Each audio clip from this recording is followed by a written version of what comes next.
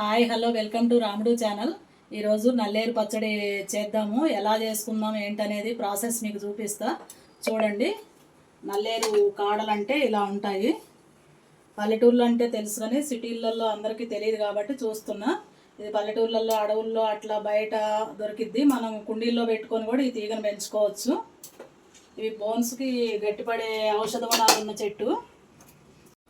ములక్కాడలకి పై పొట్టు తీసినట్టు ఈ నల్లేరు కాడలకు కూడా పై పొట్టు మొత్తం పీల్ చేసుకోవాలి.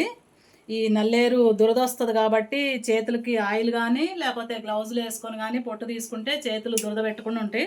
లేకపోతే మాత్రం బాగా దురద వస్తాయి వీటికి. చట్నీ తయారు చేసుకోవడానికి కొంచెం ఆయిల్ ఎక్కువే వేసుకోవాలి. వేసుకున్నాం శనగపప్పు, ఆవాలు, జీలకర్ర, ధనియాలు, పల్లీలు,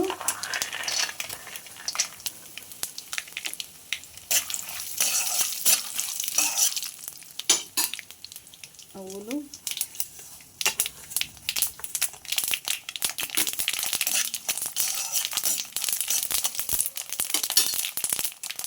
ఎండుమిర్చి 10-15 అట్లా వేస్తాం.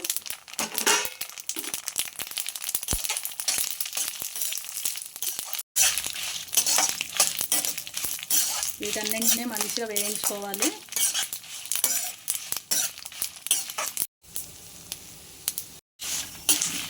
మంచిగా వేగాయి తీసేసుకున్నాం. ఇప్పుడు వీటిని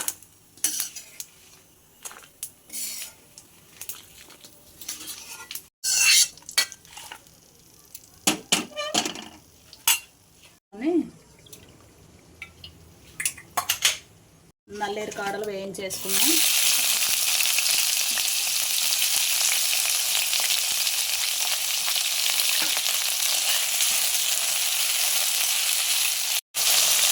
తగినంత పసుపు, రుచికి సరిపడా గల్లుప్పు. చింతపండుకు బదులుగా నేను సంవత్సరానికి సరిపోను మామిడికాయ తురుము తయారు చేసుకొని ఫ్రిడ్జ్లో పెట్టుకున్న. చింతపండుకు బదులు ఇది వేస్తున్నా. చింతపండు వేసుకుంటే ఇంకా నొప్పులు ఎక్కువైతే, నొప్పులు తగ్గాలనే ఈ చట్నీ చేసుకుంటున్నాం కాబట్టి చింతపండు వేస్తే ఇంకా నొప్పులు ఎక్కువైతాయి అని నేను మామిడికాయ తురుము వేసా. మీ ఇష్టం, మీరు మాత్రం చింతపండు వేసుకుంటే వేసుకోండి, లేకపోతే తురుము ఉంటే తురుము వేసుకోండి.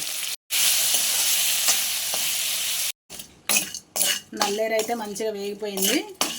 వేగిన దాన్ని చల్లార్చుకొని రోలు ఉంటే రోట్లో దంచుకుంటే బాగుంటుంది, కానీ మాకు సిటీలో రోల్ లేదు కాబట్టి మిక్సీ చేసుకున్నాం.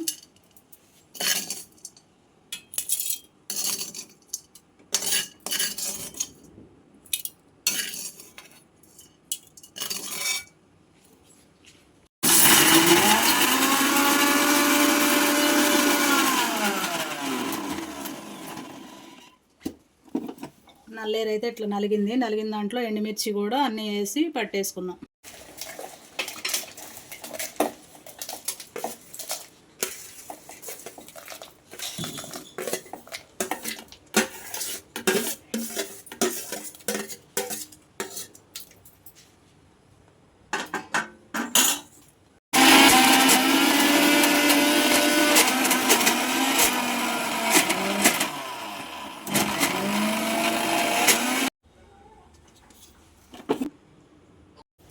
నల్లేరు పచ్చడి అయితే మంచిగా రెడీ అయిపోయింది. ఈ పచ్చడి తింటే ఇరిగిన బోన్స్ కూడా గట్టి పడతాయి. ప్లస్ లివర్కు మంచిది, హెల్త్కి కూడా చాలా మంచిది. పిల్లలకు కూడా పెడితే కూడా చాలా మంచిది. మీరు కూడా చేసుకొని తినండి ఇలాంటి పచ్చళ్ళు. నచ్చితే లైక్ చేయండి, షేర్ చేయండి, సబ్స్క్రైబ్ చేయండి.